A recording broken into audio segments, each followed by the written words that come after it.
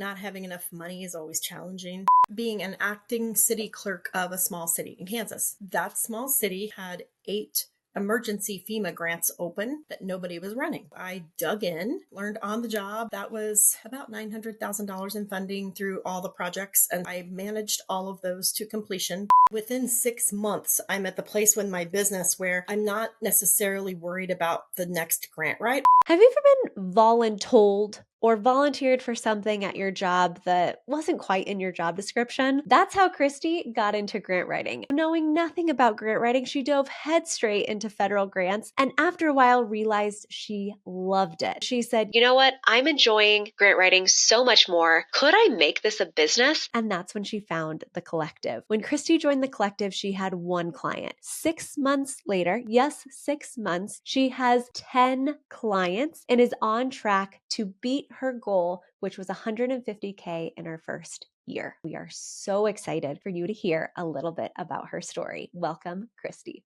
I am so thrilled that we get to share part of your story today. Me too. Thinking back to your life pre-collective, what drew you to seek a grant writing training? I had written a couple of grants, federal grants, just to see if I could write them, and I won 2 of 3. I started thinking, I might be able to do a business of this. How did you land even in the opportunity to just casually write some federal grants and win them? Being an acting city clerk of a small city in Kansas. That small city happened to have had an emergency the prior year and had 8 emergency FEMA grants open that nobody was running. And so I said, hey, you've got these things and there's money, and would you like me to run them for you? They said, sure. I dug in, learned on the job how to figure out emergency FEMA funding and projects. It was a lot of fun. I like learning new stuff. That was about $900,000 in funding through all the projects, and I managed all of those to completion. But while I was doing it, the FEMA brick program came across my desk, and I knew there were a couple of projects that the city needed, and I thought I could get them funded with the brick program. I said, hey, you want me to write you some grants?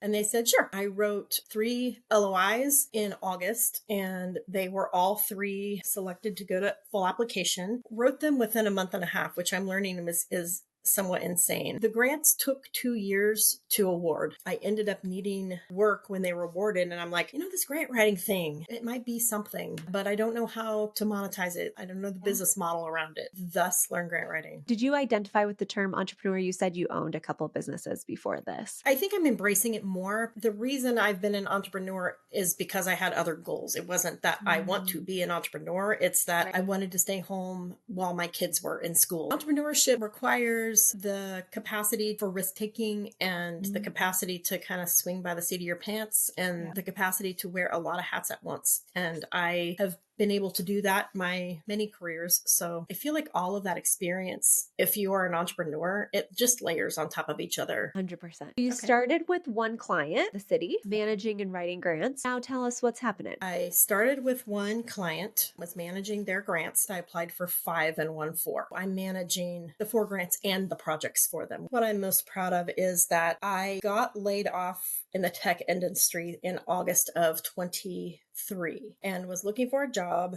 I found Learn Grant Writing in May and thought, I'm just going to make a job. You guys provided the pieces I needed to be a successful entrepreneur: instruction on scale, the instruction on hiring, the instruction on sales, and the mindset of things don't have to be perfect, just go do. Because I had always wanted everything figured out. With this, I decided to embrace the fire hose. By the end of July, I had 7 clients and it sold 4 grant writes and 3 funding strategies. I also got a retainer. Within 6 months, I'm at the place with my business where I'm not necessarily worried about the next grant write. I have a very part-time virtual assistant, a bookkeeper. I have a couple of contractors I work with. I have a team. That's so cool. Because I always develop businesses just to employ myself, just to make just enough money. This is so much more fun. What were the challenging moments in this? The whole time was challenging. The whole Yeah. thing. Setting those goals helped me meet them because I knew where I wanted to go. Not having enough money is always challenging. One of the most stressful things, trying to set up systems, figure out if I could remember how to write a grant and hiring people to write grants for me all at the same time. It bothered me that all my ducks weren't in a row. Figuring out what do you do when you've been working in sales and now all of a sudden I've got way more work than I can do. I had to basically drop my sales pipeline and just work. Well, then now I've been picking up the pieces since. So I'm learning lessons all the way through, but like the whole thing's been uncomfortable. I think entrepreneurship is just uncomfortable. Like there's the highs are really high. And also there's this state of constantly taking risk, constantly working for your next paycheck to make sure that it's stable and now to pay the other people as well. I'm liking this freedom of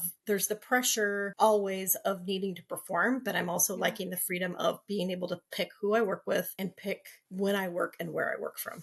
A lot of times we get asked the question, I'm in a rural area. Don't I have to be in a city or something where there's people and organizations? Can I really do it from my small town? Talk to us about rural. Rural is a passion of mine. I am from rural Kansas. I've always wanted to give back to the area I came from, and this has given me an avenue to do that. The grants I write are for infrastructure, parks grants. There's a ton of things with infrastructure. Cities run their own electricity, gas, water, and sewer plants. There's grants for all of that stuff. They need the maintenance. There's a lot of work. It resonated immediately with engineering companies as well as with small towns and water districts. There's a lot of need. Yeah, I mean, we feel the same way coming from one Alaska, but then also having roots in Wyoming. To get funding into these towns is such a gift. I've run across nonprofits and government entities working to pay for grant writing in rural areas. A nonprofit entity in Kentucky, one in Washington State, and then there's one here in Kansas that is government, but they're all working to get monies for grant writing for rural towns because there's lack of personnel. Not everyone knows how to find this money and how to apply for it and how to strategically apply for it. For your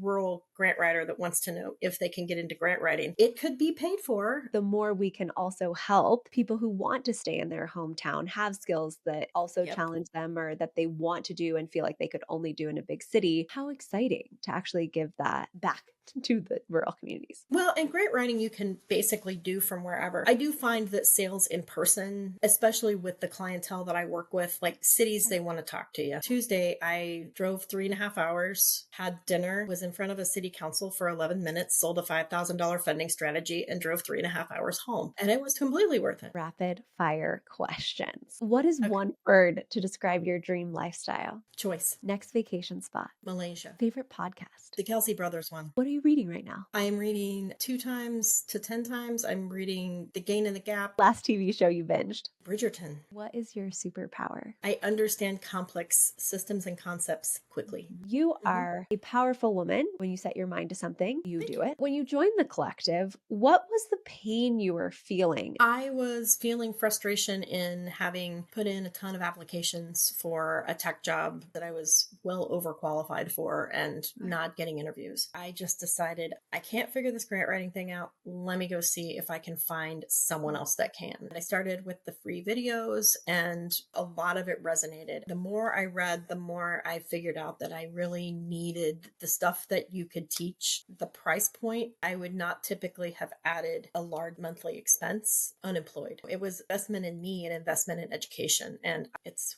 well paid for itself. What does 2025 look like for you? What are you visioning? I have pretty aggressive goals for my year end, and then I'll probably try to increase again 50 to 100%. One of the things I've figured out is that through this business, I can not only impact like rural Kansas, which is the passion, but also impact moms with small kids who want to work from home. Now I have the opportunity to provide that, and it's kind of exciting. I've got to get better at what I do, obviously, but having that as part of the dream to chase is pretty cool. We have a lot of the same visions. Hugely motivating. What does revenue look like at the end of 2025? I'm not doing January to December planning, which I should probably start, but I'm hoping to hit 200 by May. Probably looking at goal-wise, maybe 350,000. I do think I have a workable plan to hit 200 by May. It's incredible. It's built quickly. When I first started, my goal in the first year was to make $150,000 by the next May, and I will